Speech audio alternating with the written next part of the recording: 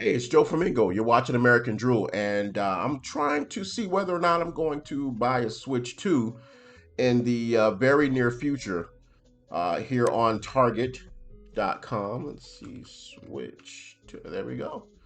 Popular search. And let's go ahead and see how much this is going to. Whoa, $500. $500. It's a lot. I'm gonna need to buy some game. Oh, so this is a bundle. So it comes with the Nintendo Mario World uh, kart game. So that's good. Because yowzers, if I had to buy that by itself, that is a lot. But you know what? It's all right. We'll go to the Nintendo site and we'll see how much some of the other games cost. Because you don't want to just play that one game. So we're on the Nintendo Switch 2 site and yikes. Yeah, these games are very expensive and they are not holding back with the prices on these games. And here's the problem that I have with this. A lot of these games are actually for the Switch 1.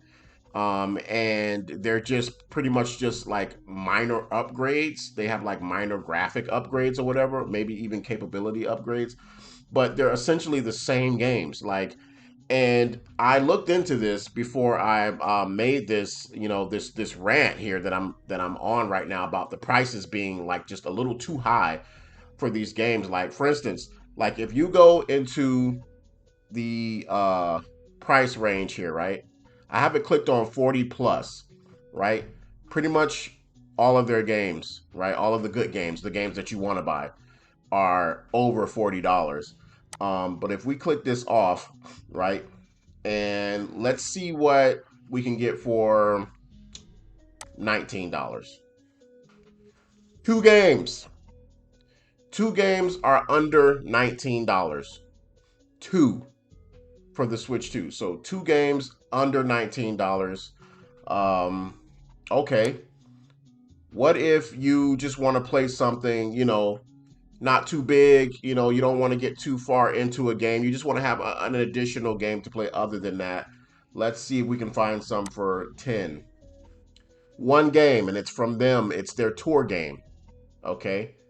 Um the games are just a little bit too much. And like I said, a lot of them are Switch 1 game, like games you can get on the Switch 1. Let me show you what I'm talking about the absurdity. Like for instance, this is one of the most anticipated games right here. I'm looking forward to playing this game. But check out the Switch 1, right? Check out the Switch 1. This is Donkey Kong Country Returns HD. So basically it's an upgraded version of the old Donkey Kong game, right? It's $60. It's $60 for a graphics upgrade, right? This is $60. And if you go to the Switch 2, probably one of the best games they're ever going to make is $70.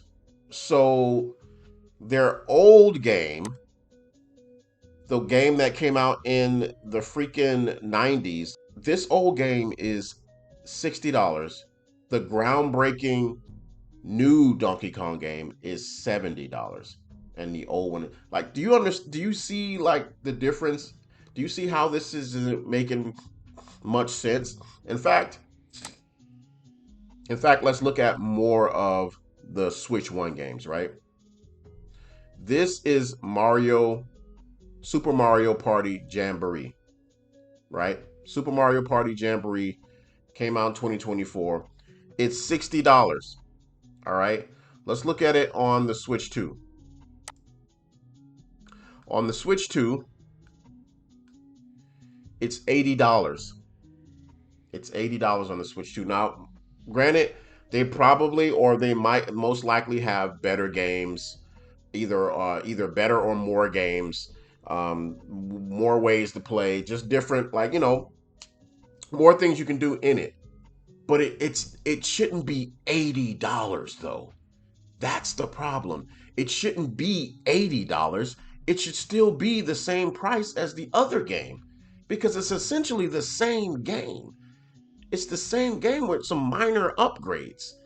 I mean, yeah, that's pretty much what the Switch 2 in itself is the same Switch with just some minor upgrades, but still don't charge like $80 for literally the same game with a couple of extra with like a DLC. You know what I mean? Like that's wild. That's crazy. That makes me feel like it's a cash grab. You know what I mean? And I don't for the life of me know why this Kirby game would be $80 as well. Like I don't know too much about this particular Kirby game and what in it or what about it would make them believe that it needs to be $80. I would have thought that you kept your flagship game maybe at $80, which would be the Mario Kart game, right? That would be this one, right? Like I would understand if this was your flagship game and you wanted this to be $80. But to also make Kirby $80 as well. That is seeming like you're grabbing for cash here. You're just trying to kind of take advantage of the hype of the Switch 2. And it just shouldn't be like that. You know what I mean? Like I really don't understand how they could justify these prices when a lot of these games are literally for the Switch 1 and you don't have to have a Switch 2 to play them. You know, if we go down the list here, you know, there's more games for the Switch 1 than there is for the Switch 2 right now. But if they are porting, if they're saying, hey, you can play some of these older games on the Switch 2 and they've remastered them, that does not justify you charging, you know, an additional $20 for that same game. It just doesn't justify. It's not right. You know what I mean? It doesn't make sense and it's not right. I don't want to make this, you know, too much of a rant, but I want to say that Nintendo really has to rethink their strategy on the way that they're charging for these games. Like if they want people to enjoy the system, if they want people to like play this and not like feel butthurt about spending so much money about each and every game. And then I hear that you can't even like you don't even really own the game. It's like you'll go out and you'll buy the game at say like like Target or whatever, and it's not actually the physical game in there. It's like you get like a QR code and then you can download it from Nintendo. So you don't even get the physical copy anymore. And that's just what I heard. I don't know. Like I said, I don't have a Switch 2 yet. I was looking into maybe getting one. But this is if that's true, like you don't even have like a physical copy anymore. You can't even own a game anymore with them. That just doesn't sound right. You know what I mean? Like charging this much for games that already exist, like on it. I don't know, man. Like you guys tell me. Do you believe like this is justified? Does anyone have a Switch 2 who is watching who has you know purchased, let's say the Mario Kart game? Why do you think they're charging so much? This is really my question. If any of you guys can answer that, I would greatly appreciate that. But it looks like right now, with how much these games are costing for the Switch 2, it doesn't make sense to buy it right now. I'd rather just wait, and then when the price goes down, then I'll look into buying it. But for right now, I'm gonna stay put. I'm just gonna watch from a distance right now. That's it for the video. I try not to make it too bad. Like this is just a grape that I have. Like I came here looking to see like what the games would be like and what they would charge for them, and I'm just really kind of disappointed in the price range. You know what I mean? Like I really wanted them to be a little bit more affordable, especially because the game costs so much. $500. You know that's just you know I think that that's ridiculous anyway. $500, but I mean, hey, whatever. That's my take on it. Hopefully, you guys enjoyed the video. You know, if you agree that the games are too expensive, please leave a like. You know, if you believe that the games are justified at the prices that they are, put it in the comments. Let me know. You know why you feel that way, and we'll have a discussion. Other than that, thank you so much for watching the video.